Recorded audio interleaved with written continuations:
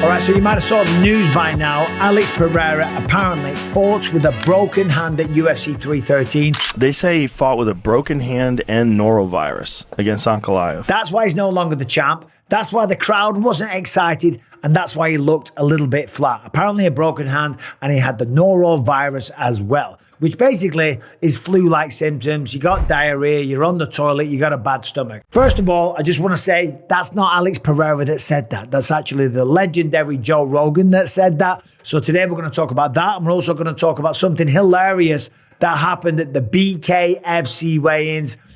I'm just going to talk about it and play the video for you because it was actually really funny. Anyway, let's talk about this. Fighters, as we know, sometimes, not all of them, they'll come out with a variety of excuses when they lose a fight. That is what Alex Pereira's done here. But we have had some good ones over the years. I mean, who could forget Conor McGregor? My foot was a balloon. My foot was a balloon. That was when he fought Habib Nurmagomedov, the biggest pay-per-view in UFC history.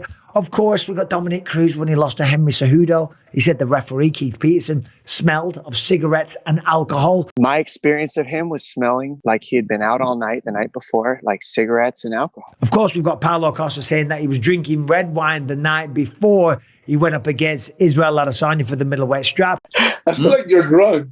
You've been drinking a little bit? Not yet. No, yeah. He was feeling crap, he was hungover and still a little bit drunk. And I tried 1 cup of wine, but isn't enough. So I try more and more and more until get the whole bottle of the wine. So, which is weird because on the flip side, we've got Ilia Topuria, a man that drinks a lot of red wine when he's cutting weight. You drink wine whilst you cut weight. Yeah. Hey, how many drinks are we taking tonight, man? I lost, bro. To be fair, Ilia Topuria is a little unique in that sense. Of course, BJ Penn, he claimed that George St. Pierre was greasing, covered in Vaseline, and that started the whole Greasegate affair. This guy's greased. Speaking of George St. Pierre, another one of his opponents, the legendary Nick Diaz, he came out and said that his IV was spiked, so therefore he's passed out for about 12 hours. Are you intoxicated? And felt really woozy and groggy in the fight. I never slept more than 5 or 6 hours a night. You have a fight tomorrow.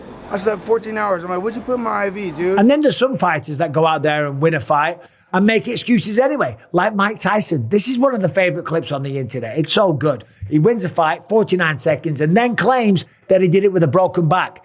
Spinal. I broke my back. What do you mean by that? My back is broken.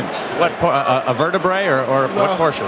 Spinal. Anyway, let's get back to the story here. So Joe Rogan came out and said that Alex Pereira fought with a broken hand and had the norovirus. Now, of course, Joe Rogan being a UFC insider, one of the OGs of the sport, he's going to get to hear things, okay? And the UFC know. They have the PI, they have doctors, they have teams, they have people checking on your well-being, and they want to make sure that you get to the octagon in the best health possible. So you can put on the best performances and entertain the fans, and everyone gets value for money. So there's a very good chance that there was some rumblings about this, okay? And of course, Rogan's not going to say anything beforehand, but he said afterwards on his podcast, apparently he heard that he had a broken hand. Now, to be fair to Alex Pereira, he hasn't come out and said this, okay? He did an interview and he came out and he said, yeah, there was some issues, but he never said that entirely. And I got a lot of respect for Alex Pereira for handling it this way. He said, I'm not going to take anything away from Ankalaev. Many people try and do that type of thing. I'm not that type of guy. Everybody goes through problems. I'm sure he had his own problems too. I had mine. My hand is fine. But it did happen with a lot of things, but I don't want to use that as an excuse.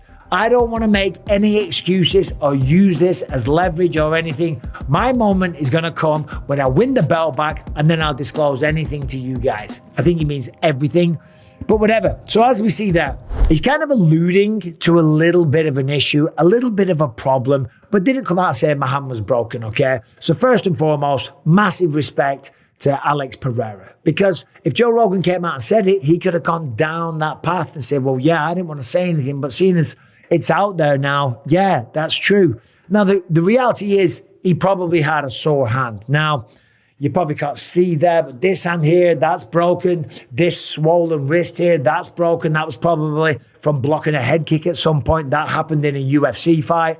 Shit goes wrong in fights, okay? But when it happens in the fight, a lot of the time with the adrenaline, you don't really feel it. It's when it happens in the training camp that it really becomes a problem. I've hurt my hands many times in training camp. You throw a punch, you crack someone's head, you punch an elbow, throwing an uppercut, whatever it is, and your hand all swells up. Then you got to put it in ice for ages. You got to ice your hand. And your hand, of course, is covered in a lot of nerve endings. So trust me, putting your hand in icy water for 15 minutes, it's brutal. But this is what we have to do as fighters. And most of the time as fighters, we don't walk into the octagon at 100%. And that is exactly what Alex Pereira is saying here. Now, the reality is, we'll know the difference in the next fight. Now, a lot of people might think that if Alex Pereira goes out there in the next fight, swings like crazy, gets a big knockout, they might say, well, hold on, there it is. Clearly evident that his hand was broken leading into the first fight, because look what happened in the second one. Now, by the way, he did throw 76 punches. 76 punches with the power that Pereira has. I don't think there was too much of an issue. Maybe it was a little sore leading up to the fight, but as I said, with the adrenaline, you don't really feel those things. People that aren't fighters won't understand. Getting punched in the face doesn't hurt, okay? You don't get hit and it registers as, oh, that hurt. No, when you get kicked in the leg, you feel that. When you take a body shot, you feel that. But punches to the face, we can take that all day. And your hand being a little bit sore, when you've got the adrenaline and you've got the bandages on and the gloves on and you're swinging, you don't give a shit, because if you land and your opponent goes down, it was all worth it. So as I was saying, if in the rematch, which apparently is going to go down in August in Abu Dhabi, and of course Pereira's going to get the rematch, he absolutely deserves it, given what he's done for the sport and all the fights that he's taken part in. By the way, all the ones that he had when he fought injured as well, like when he fought Yuri Prohaska with a broken toe. But if he beats Magomed Ankalaev and it's a quick knockout, people will jump to the conclusion and say, look, listen, clearly the man did have a broken hand. But I don't necessarily agree with that, because going into the rematch, a lot of questions have now been answered for Alex Pereira. As a striker, when you're going out there against somebody like Magomed Ankalaev, who granted doesn't have the wrestling of a Habib or an Islam Makhachev, right? He's just not that type of guy. But he can wrestle, and he did go for takedowns, and he has taken down lots of his previous opponents. That causes you to clam up. Now Pereira knows he can stop those takedowns.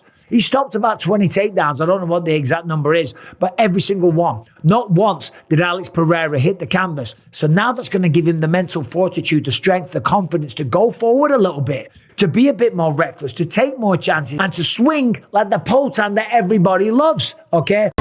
Maybe it was the wrestling, maybe it was the broken hand, or maybe Magomed Ankalaev just had a better night at the office. Now, I will admit, when I first saw this one, I did think that Pereira was coming out with excuses, but when I saw this interview that he did, he ain't making any excuses whatsoever. And just like I say, just like every fighter says, not many fighters are 100% when they step inside that octagon. So full respect to Alex Pereira for handling it this way, and I very much look forward to the rematch. Now, as I said at the start, BKFC, Bare Knuckle FC, wild guys, wild fights, crazy weigh-ins. This was the weigh-ins earlier today, and shit hit the fan. In fact, shit didn't hit the fan. Another fighter almost hit another fighter with the goddamn scales. Take a look at this. Good luck, guys.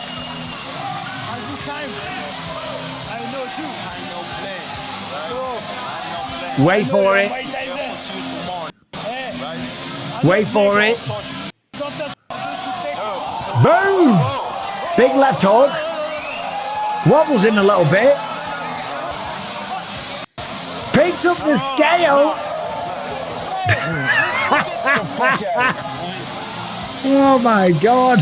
I mean, first of all, what scales are they using to conduct these weigh-ins? Because it looked like on the way to the arena, the promoters have gone, hold on a minute, we've forgotten our scales. Just swing by Bed Bath & Beyond or Walmart or whatever and grab the cheapest pair of scales that you can see. That's not a proper professional scale, you know, with the weighing thing on, you know. What the fuck are them things? But anyway, so fair play. That should be a good fight. I just saw that. It made me laugh my ass off, which then reminded me of this video. Who could forget this one? Derek Chisora picking up the table and launching it at Dillian Whyte. I've got to play this one just for the absolute hilarity of it all. Fair play. I mean, this is great. Hold on. You tell me right now. Because listen. Wait for it. Oh, jeez Louise. Oh, God. Brilliant. Brilliant. He got so mad, he was winding himself up. And he's still going. It's going off. Anyway, yeah, as I say, it just kind of reminded me of that one. I thought I'd throw it on the end of the video for a bit of a laugh. Regardless of that stuff, Alex Pereira, do you think he had a broken hand? Do you think he was making excuses? Is he coping harder, as the kids say? Is he smoking the copium? That's what my son said. Anyway, regardless, I don't talk like that. That's the end of the video. Let me know your thoughts in the comment section. Subscribe and ring the bell. Videos coming back every single day. Members videos as well. I've been all over the place. I've been traveling all around the world. I'm finally home for a little bit. So as I say, content coming back every single day. Take care.